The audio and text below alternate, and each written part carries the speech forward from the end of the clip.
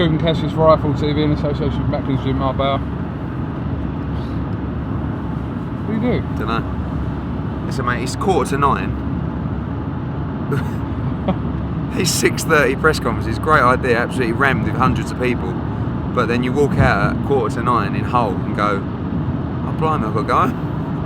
I was surprised about how many people were there, or were you not surprised? What, in a good way? No, there was loads of people there. Yeah, but it's a massive fight, so it's a huge event in Hull. And I think the thing is with press conferences at like 6:30 is it's not great for media, but it's great for the public. And this fight is not necessarily massive from a national media perspective. It's big, but it's more massive for the city of Hull. So therefore we took the opinion that we'd rather do it, give better access to the public. And it was a great turnout, I was really pleased. Since Luke Campbell turned professional, which was 2 years ago? Yeah, nearly 2 years ago. Him and Tommy Coyle, obviously this fight has been talked about really pretty much since then. Yeah, more so probably in the last year, I'd say. I didn't really feel like when we started in Hull that I'd necessarily make this fight. Of course, when Tommy Coyle lost to Derry Matthews, no one necessarily thought he'd recover the way he has. So now I felt like it was the right fight to make, but when they both got world ranked and now it's official eliminator for the WBC title, it felt like a great opportunity for both of them, and it's a big fight. Do these like each other and don't like each other? It's not like Froch Groves, it's not like Bellew Cleverley. I don't think they really like each other, but it's not like a hatred. It's just like a little bickering rivalry. Because I get it from both of them, don't forget. I'm the one that it's like the middleman. So Tommy will say to me, Luke Campbell, and Luke will say to me, oh, Tommy Coyle. You know, so it's like, do you understand what I mean? It's not like, are they friends? Not really. I mean, I think they respect each other, and I think they both know that they've both been doing great things for boxing in Hull, but now they have to fight each other. And essentially, one man is trying to stop the other from putting bread on the plate. And there's a lot on the line. Not just in terms of the progression of their career, but bragging rights in the city. East versus West. And it's a big deal. You saw that tonight. I wasn't ever sure whether they liked each other, but they don't, do they? Let's be honest. Them off like, camera, they do you know what? Like I said to Tommy, Luke after he said, well, because obviously a few things were said at the press conference. You could tell that, like the press conference, it was like that had been grating them, and they had to get it off their chest. It was like one of them. And like Luke said to me after, oh yeah, this and this. At the end of the day, Luke, I don't think you really like Tommy, so there's no harm in saying that. You haven't got to pretend that you like him. You're fighting him. You're going to share a ring with him and try and put an end to his career essentially. So it was good. It was lively. I think it had surprised a few people. How big is this fight in Hull to the Hull people? Well, it's probably a once in a lifetime fight for Hull and for the generation of our generation. Where else are you going to see again in Hull two fighters in the same division in a world title eliminator in front of 20,000 people in an outdoor event in Hull? You ain't, are you? It's not going to happen. So you got to make the most of it. And I don't know whether it does 15,000, 20,000, 25,000. I think it does. I think it can do 20,000. We'll see. The fighters have ordered like nearly 9,000 tickets. So it's a good fight. I think it's a good fight. It's going to tell us a lot about Luke Campbell. Tommy Coyle seems to think that you've chucked him in at the deep end after however many fights of his career. What do you make of that? What, with the Luke Campbell fight? Yeah. No, not really. I think he's been chucked in the deep end all the time. He was chucked in the deep end to fight Derry Matthews. No, Luke Campbell's been chucked. I think it's time. I think it's time to find out if Luke Campbell is the real deal.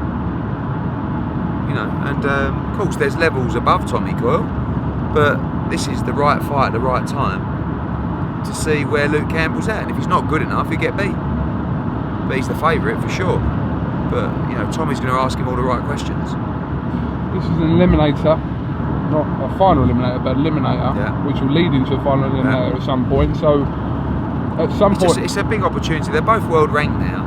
It's going to put the winner probably in the top 5. I think the winner, if they're ready, can fight for the world title, but more than likely will go into a final eliminator. So that's something strong, isn't it? Just a great opportunity to make strides on the world scene. Also on this bill will feature the rematch between Brian Rose and Carson Jones. Ricky Burns will return to action as well. Anyone else? Martin Ward will be on the card. Looking at Gavin McDonald defending his European bantamweight title, super bantamweight title. Loads of Hull kids trying for like 4 or 5 title fights. I think we're on a good run at the moment. Got some lovely shows coming up, and I want to keep it going. You're confident, obviously, of doing that 20,000? Yeah, I think so. Like I said, the fighters so far have ordered 9,000, and for an event of this size, they don't really. We've cut some of those orders back as well. Our VIPs are basically gone. So. What do you think? I don't know how many it does. Like I thought it does minimum 15, but it's a wonderful achievement to do those kind of numbers for a live boxing event. Yeah. You know. But outdoors, hopefully the sun's shining. It's tough. You know, it's not easy to sell tickets. But I think that when you create something that's a must-have, and being there is a must-have for the people of Hull. It's a bit like Royal Britannia or Royal Britannia 2 coming up. It's a must-have ticket. Are you doing Royal Britannia too? Did you tell me to do Royal Britannia too? No. I did an interview with someone yesterday, and they said, "Are you thinking about doing Royal Britannia too?" I went, "Royal Britannia 2? What a name!" And then Royal Britannia 3, 4, 5, 6, and 7. So I'm just excited by like the concept of that event. I want another one. Like as a fan. I want to have the opportunity to make a card of that magnitude and so deep with so many like British title fights, Commonwealth title fights, etc., etc. But you set yourself these standards and these levels, and when you drop from them, people moan obviously. So you've got to. You can't drop from those levels if you want to go back and do a pay-per-view event. But if it's a pay-per-view event in September, it has to have Brooke, Rios, or De Gale against Kessler or headlining. I think if there was a criticism of Royal Britannia, it was that the headline fight was a little bit weak. But I think because of the card, it wasn't really. But that's the only thing I could pick a hole in. So if I can do an even bigger main event, I think we could see even bigger numbers. All right. Well, listen. All right. That's all right. That's enough. You've kept going dark a little bit throughout the thing, so that's how it is. Chancing in the back. All right, Eddie Hearn, thanks for talking to IFL TV. Thanks, Darren. Pleasure. Darren's done some great driving today. Great. Yeah, absolutely. With a hangover as well. Not me. No, me. Yeah. Right. Oh yeah, you went out? I went out last night. I don't really go out, and every now and again I meet up with some pals. Went for dinner. Went to a club. Yeah. The old boy went to a club, strutting his stuff. 0, like too old. What time did you rock home? About 4 o'clock. What does she indoors have to say about that? Straight up to the top room, wasn't it? Yeah. Gave it the old. What time did you get in last night? Oh, I think it was about 2:30. No, it wasn't. It was 4. Yeah, I know. Let's hope she's not watching this. She probably will. All right, Eddie, thanks for talking to IFL TV, and talk to you soon. All right, mate.